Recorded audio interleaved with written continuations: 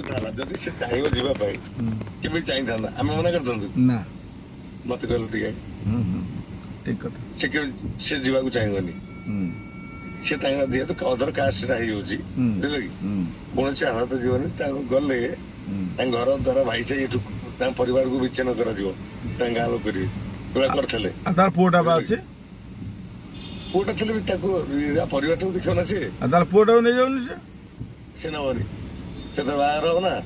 ସେ ଆଉଥରେ ବାହା ହେଇପାରିବନି ଡାଇଭର୍ସ କୋର୍ଟ ଗ୍ରହଣ କଲେନି ବା ଡାଇଭର୍ସ ହେଇପାରିବନି କାହିଁକି ମ୍ୟାରେଜ ଆକ୍ସେପ୍ଟେବଲ ହେଲାନି ଆଇନିକାଲ ନୁହଁ ବୁଝିବାର ନାହିଁ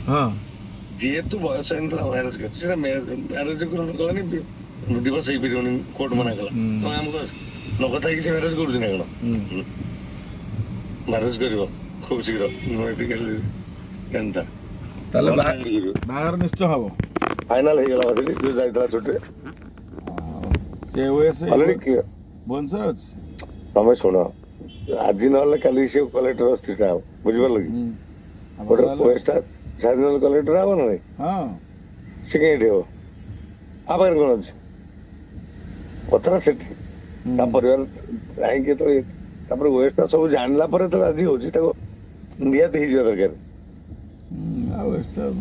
ଯଦି ସବୁ ଏତେ କଣ୍ଟ୍ରୋଭର୍ସି ଗଲା ପରେ ସେ ହେଇପାରୁଛି ବୁଝିଲ କି ତାର ଅଛି ନା ନାଇଁ